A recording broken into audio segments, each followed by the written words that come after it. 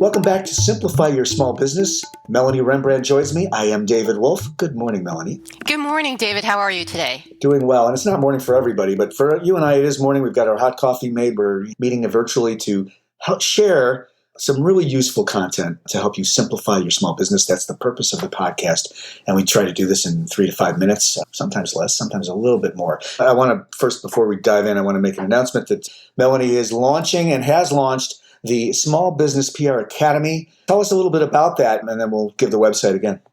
Yes, the Small Business PR Academy is specifically for entrepreneurs who can't afford the big PR agencies out there. I want to help entrepreneurs, so you can check it out at smallbusinesspracademy.com. I hope to see you there. And there it is. Thanks, Melanie. Yeah, I'm looking forward to that. Tips for a better media interview. This kind of folds into a little bit into my space, and well, it's more than just podcasting and audio, right, Melanie? Yes, I think it's a skill everyone can use.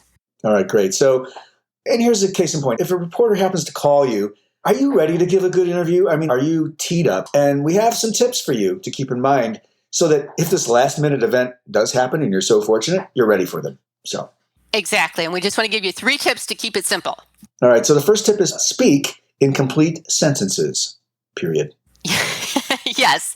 This way you'll have a better chance of being quoted correctly without your words being taken out of context. That's a good one. Right. Yeah. Plus you'll sound more professional and confident. Yeah. And, look, even if you're feeling nervous, if you just do the as if thing in your mind, it's all about state of mind.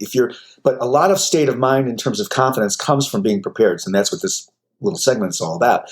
The second point is focus on the valuable benefits for your audience, not the things you sell them, but the benefits for them. Anything else, Melanie? Exactly. Before you start giving your interview, just think, okay, what do my customers care about right now? And that way you're not going to be boring. You'll be talking about interesting things that your target market wants to hear.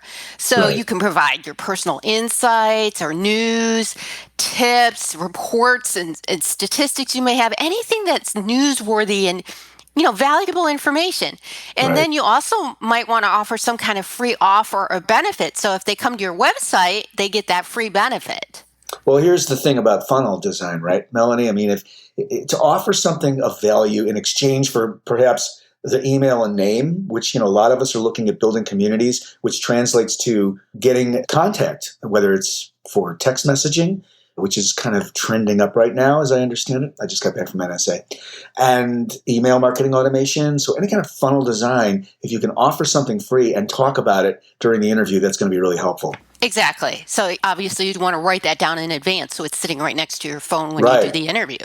So it rolls off your lips, right? Yes. I always advise podcasters, particularly when they're starting out, for the intros and the outros, and this is a little bit off the rails in terms of a media interview, but the more you can have it at the tip of your tongue, it's internalized, you don't have to think, it just rolls. And, you've got to believe it, but it can't be so mechanical that it sounds like it's rote, but it just helps you be confident too. Again, the preparedness helps the confidence. Exactly. And you can be so much more relaxed when you're prepared. So it takes away some of those jitters. Right on. And then finally, listen to the reporter and provide, this is interesting, factual answers. So not fake news, is it? Well, a lot of people get so nervous that they forget to listen to what the reporter's saying. Yeah. But you want to listen carefully, because if you don't know an answer, you don't want to just say anything or specifically lie. Right. Just say that you don't know the answer and get back to them with the data, and ensure that you do get back to them with the data. Oh, that's interesting. It's almost like a follow-up on your own answer. Maybe you don't have the deep dive answer, but you do have some data that will support something or support the question, the answer to the question. Exactly. I mean, just tell the truth. Just say you don't have the answer right now. You don't want to lie, because you can get caught in your lie and it can ruin your business reputation. Yeah. And it's all about reputation, certainly online as well as everywhere else. So this is tips for a better media interview. Speak in complete sentences. Remember to be coherent so that nothing can be taken out of context. Exactly. And focus on valuable benefits for the audience. It's all about them. Now, when we say don't be boring, I mean, what does that really mean? You need to be authentically excited about the work you do and what you're talking about. So just be yourself and be passionate about what you're doing, and the rest will just happen. You don't have to overthink this. And finally, listen to the reporter and provide factual answers, even if you don't know the actual answer to the question.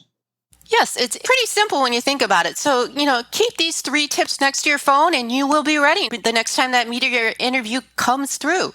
And you never know. We may call you for an interview very soon. We are Simplify Your Small Business. You can find us anywhere podcasts are sold. Melanie, thanks so much. And check out the Small Business PR Academy at smallbusinesspracademy.com. You can find me at podcastandradio.com. We produce audiobooks and podcasts for businesses and professionals, thought leaders, and authors and speakers.